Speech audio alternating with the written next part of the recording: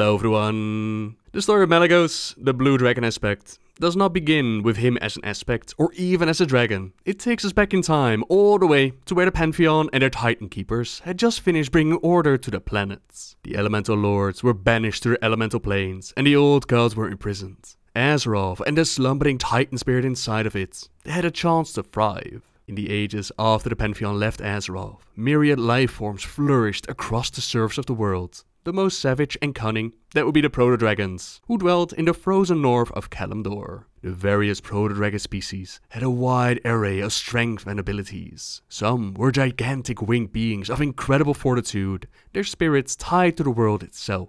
Others had unknowingly tapped into the latent elemental energies that permeated the newly ordered world. But there was one proto-dragon whose brutality and devastating power overshadowed the rest of his kind. His name was Galakrond, and he was the largest proto-dragon who had ever soared across Azeroth's skies. So mighty was the enormous creature that the beating of his wings could flatten entire forests. Strength, however, was not his only weapon. He possessed a cunning that made him an exceptional hunter. In time, Galakrond would come to dominate the most sought-after hunting grounds in northern Kalimdor. Compelled by an insatiable hunger, he devoured everything in sight. With time, his body swelled to an even greater size, yet nothing could ever sate his cravings. So terrible was his hunger that Galakrond began feasting on other proto-dragons, even the corpses of the dead. Devouring the fallen, it eventually warped Galakrond's mind and body with a necrotic affliction. Misshapen limbs and dozens of eyes sprouted across his gargantuan form.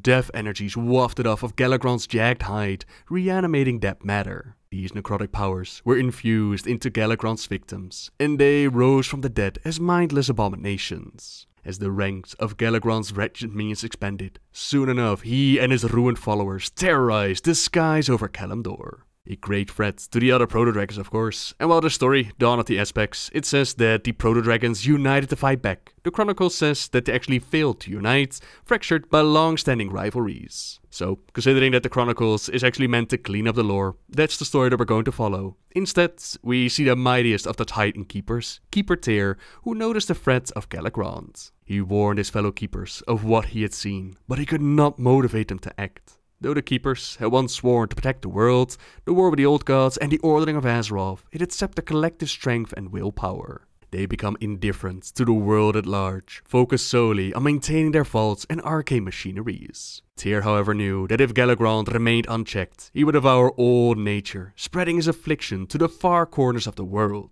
His drive to seek justice and order, it pushed him forward, trying to find another way to destroy the giant proto-dragon, and of course his minions. The Keeper found his answer with 5 of the greatest and most intelligent proto-dragons in existence, namely Alexstrasza, Neltharion, Ysera, Nosdormu, and of course Malygos. Nearly all of these creatures hailed from different strains, and each of them displayed unique powers. Even the 2 sisters, Alexstrasza and Ysera, they commanded distinct abilities. The tenacious and kind-hearted Alexstrasza could summon gouts of fire from her maw. The mighty Neltharion possessed incredible strength, and his piercing roar could shatter bone and rock alike. The wise Nosdormu could assail his enemies with blinding storms of coarse sand, while the elusive Ysera, her breath could debilitate her enemies, sapping their willpower and throwing them into a deep trance. The man of the hour, the cunning Malygos, he could breathe frost, encasing his foes in solid ice, and compared to the other proto-dragons, he was already very intelligent. Tyr besieged these 5 proto-dragons for aid in thwarting Galakrond. Now the creatures, they were initially suspicious of the strange being who approached them, but they soon vowed to fight by his side. Despite the differences, the 5 proto-dragons showed a surprising willingness to work as one. Under Tyr's guidance, Malygos and his companions, they warred with Galakrond and his fetid minions. Their battles raged over the snowy peaks and rocky spires in northern Kalimdor. Initially, Galakrond's jagged hide, it warded off the attacks of the 5 proto-dragons. Tyr even lost his hand to the colossal beast. Though disheartened by their enemy's resilience, Malygos and his allies soon enough found his weaknesses. They assaulted Galakrond's many eyes and his soft, vulnerable gullet. By using their powers in harmony and trusting in one another, the 5 proto-dragons vanquished their gargantuan foe. Galakrond's lifeless husk plummeted to the ground, smashing into the frozen tundra of what would become known as the dragonflights. Despite all odds, the 5 proto-dragons had won the battle, but they had only done so by working together. Neltharion was physically very strong, Alexstrasza was born to be a leader, Malygos was very intelligent, Nosdormu was punctual and had a great sense of timing, while Ysera could dream of things others would write off as impossible. Their differences made for one hell of a team. It was a lesson that they would not soon forget. Malygos and the others would carry on this ideal of unity and cooperation for ages to come. Now while Tyr and the proto-dragons were battling with Galakrond, the other keepers finally bothered to emerge from their stupor.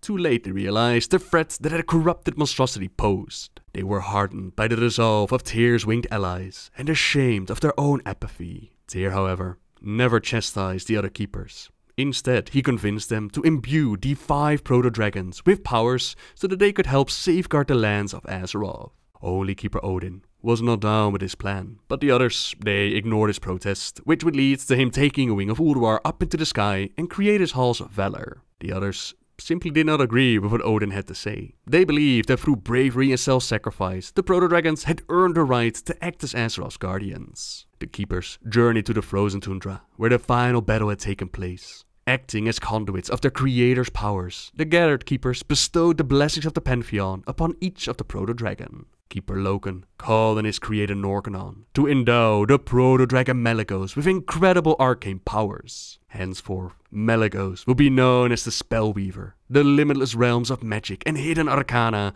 will be his to share, explore and protect. It also came with blessing from Norcanon himself, which said, "I believe that you will find that my gift to you is not just a profound duty, which it is, but also a delight, which it is. Magic must be regulated, managed and controlled, but it must also be appreciated and valued and not hoarded. Such is the contradiction you must deal with. May you be dutiful and joyous both." The Spellweaver, together with Alexstrasza, the Lifebinder, crowned the Dragon Queen and given command over their kind. Ysera, the Dreamer, Nosdormu, the Timeless One, and Neltharion, the Earth Warder. Bristling with the Pantheon's energies, the 5 proto-dragons transformed into immense and graceful creatures. Nosdormu's hide took on a bronze hue, like a sea of shimmering golden sand. Alexstrasza's scales turned a deep and vivid shade of red. Ysera's life form became a vibrant green to reflect her new connection with nature. Neltharion's rough hide became an earthy black, while Malygos, he turned an icy blue color, and his very scales radiated potent arcane energies. From that day forward, these 5 extraordinary beings would become known as the Dragon Aspects. The Keepers also sought to create a new species to help the Aspects protect the world. These beings would serve the Aspects as consorts and allies. To this end, the Keepers magically altered hundreds of the proto-dragon eggs. From them would emerge creatures born in the image of the Aspects. This new race, known as the Dragons, would form 5 distinct flights: the Bronze, Red, Green, Black, and the Blue. Though each of these flights would serve a different aspect, they were all bound by their duty to protect the world. To strengthen this bond further, the Keepers forged a grand tower in northern Kalimdor that they called Wyrmrest Temple. It would serve as the heart of the dragon's culture, a sanctuary where they would gather and discuss their activities. But above all, Wyrmrest would stand as a symbol of the unity. The Keepers, now satisfied with their work, they disappeared back into the lairs, leaving the Aspects to watch over the living creatures of the world. And for a very long time, that is exactly what they did, coming to Tyr's aid when needed and watching over their individual domains. The Blue made his lair within the Nexus, and his flights enjoyed the gifts of the Pantheon. Their realm was as wondrous as he could wish it. It was filled with brightness, filled with colors, and filled with youth. Alexstrasza even jokingly commented that perhaps the creators should have made him the father of life instead of guardian of magic. The Aspect was a humorous sort, full of joy and mirth, and close friends with Neltharion the Earth Warder. Brothers they may not have been in blood, but they were brothers in nature. Would they have been humans, dwarves, or some of the other mortal races that we know of? The pair, they would have looked quiet at home drinking ale in a tavern. All the more reason why the betrayal of Neltharion, or Deathwing as most of you know him as, hit Malygos so very hard. This took place over 10,000 years ago, during the War of the Ancients. Queen Azshara and the Highborn, they were busy summoning Sargeras and the Legion into the world, but not everyone was down with their plans. A resistance rose, amongst them Night Elves, Urvan, Furbolgs, Tauren, demigods, creatures of nature, as well as the dragons. Led by Alexstrasza, the dragons convened at their ancient meeting ground of Wyrmrest Temple to discuss how best to hold back the Legion's invasion. It was during one of these gatherings that Neltharion proposed a solution. He convinced them to sacrifice a portion of their power and infuse it into the dragon soul, a singular artifact of his own design. The weapon, he claimed, would focus their powers and scour the Legion from the face of the planet. Unbeknownst to the others though, Neltharion had fallen prey to the whispers of the old gods. Over the ages, the vile entity's influence had tainted the bedrock surrounding the underground prisons. Neltharion's ties to the earth, it made him uniquely susceptible to this evil. Darkness had gradually pervaded the aspect's once great heart. His descent into torment and madness went unnoticed by the others, and it led him to create this dragon soul, although it would later be called by another, more fitting name, namely the demon soul. It is done. All have given that which must Tremble, be given. mortals, before the I now coming of seal the the end. dragon soul forever. That terrible glow. Should that be? For it to be as it must, yes. It is a weapon like no other. It must be like no other. Added the knowledgeable Malygos. The Earth Warder nodded his appreciation for the blue dragon's words. With their powerful artifact created, the dragons took to the sky and flew over the battlefield, taking on the demons down below. The weapon was indeed mighty. Perhaps there was indeed hope for Azeroth to stand up against the might of the demons. But when Alexstrasza told Neltharion that it was time to break the Matrix, to get the powers back and assault from multiple fronts, he decided that it was time to let go and show off his true nature. They would all betray him, the voices had told him. They would all want the dragon soul for themselves. Those closest to him were actually his enemies. The Earth Warder used the artifact created on not just the demons down below, but also the elves and the dragons themselves. They fought back, of course. A flight of blue furies circled wildly around the cage aspect. At their head, one who had, until the betrayal, championed the Earth Warder's cause more than any other. "Neltharion!" roared Malygos. "Friend Neltharion! Look what you become! The thing that you created will destroy you! Give it to me so that I can put an end to its corruption!" No, Neltharion shouted back. you want it. You all want it. It is mine! Mine! The black dragon hissed and his body grew more fiery. The golden aura spread from both him and the disc, burning away the cage the blue had caused. "You leave us no choice, old friends," Malygos hissed as he dove for the other aspect.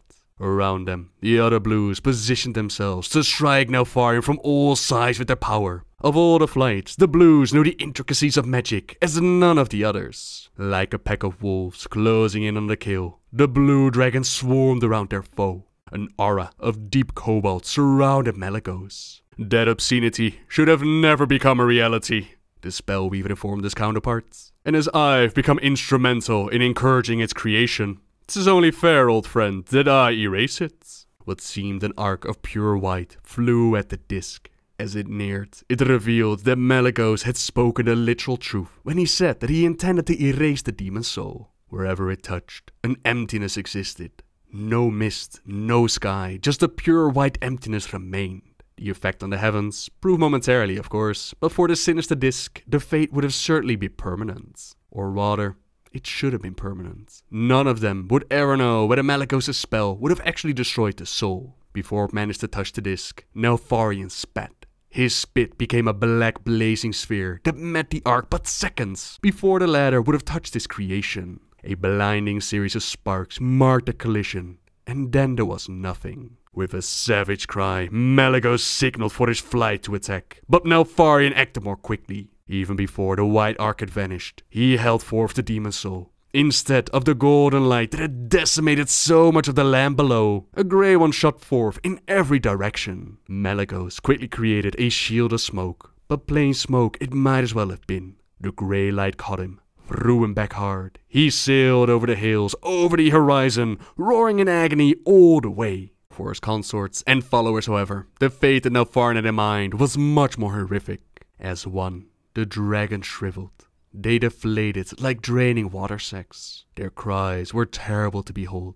Though they struggled, none could escape the grasping grey illumination. The other dragons sought to come to the rescue, but it was already too late. Reduced to dry husks, their magic and their life force drained by the demon soul, the dying blue dragons faded at last to dust that scattered in the wind.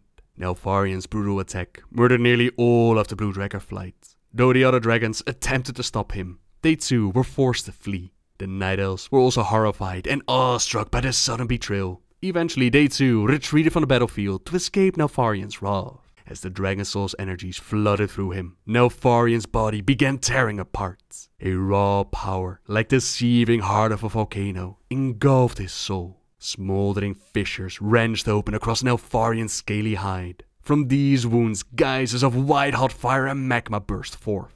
With a howl of rage, Neltharion finally withdrew from the engagement and disappeared into the skies. Though his assault was short-lived, it had changed the world forever. Single-handedly, he had shattered the unity and the power of the great dragonflights. They would never be the same again. The War of the Ancients did not stop at this moment though. Miraculously, the Resistance will be able to fight back the demons, take the Dragon Soul away from Deathwing and use it to reverse that portal created, send the demons back to where they came from. This would then sunder the land apart, but the world at least survived. The Demon Soul was a bit of an issue though, as every aspect had sacrificed a portion of the power inside of it, with the exception of Deathwing. They were troubled to find that they could not destroy or reclaim the power that they had placed within it. Left with little choice, the remaining aspects decided to hide the Dragon Soul in a place where no one would think to look. A remote corner of the world that would become known as the Red Ridge Mountains. Enchantments were also placed upon the artifact, preventing Deathwing or any other dragon from ever touching it. In the millennia that followed, the weakened dragon aspects they largely retreated from the world. Deathwing's betrayal had indeed changed them forever, but none so much as Malygos. The poor Blue tapped out after seeing his followers, nearly all of his flight wiped out. It didn't help that the betrayal, it came from someone so close to him, and with a weapon created with his support. Driven mad with guilt and grief, he would linger in his lair for thousands and thousands of years. Yet, not all of his flight instantly died to the attack though. For example, Sindragosa was mortally wounded by the blast, which hurled her far across the land, deep into the frozen north. Blinded and near death, she sought to reach Dragonblight, the place where dragons go to die. Yet her wounds were so severe, and she did not make it. Amongst the cold peak of Icecrown, she gathered the remainder of her energy and called out to Malygos for aid. Her only answer was the howling Arctic wind. In her final moments, her thoughts turned to bitterness and hatreds. Hatreds against the Legion. Hatred against Neltharion. Hatred even against Malygos, but most of all, hatred against the world of mortals. And in her dying moments, Sindragosa vowed revenge, only to be found millennia later by the Lich King. Saragosa was another consort of Malygos that survived Deathwing's betrayal, but her mate's madness, it caused them to abandon their clutch. Taking care of the ex, it was not really on their to-do list. After such a massive loss of life, they were not all there, so their entire flight might have actually gone extinct, if not for the actions of Alexstrasza and her dragons. They gathered the remaining blue dragon eggs and did what they could to hatch and raise new whelps. For a time, some of Alexstrasza's followers also safeguarded magical artifacts in place of power on Azeroth. They basically took over from the blue flights as they were in disarray. All the dragonflights took quite a beating during the War of the Ancients, and not even at the hands of the demons. And their individual realms, they would become easy prey for forces with very bad intentions. But what those might be, and what Malygos is going to do next, that's a story we'll save for next week. So for now, thank you very much for watching everyone. Subscribe if you like my videos, leave a like if you enjoyed this one, and until next time guys, see ya!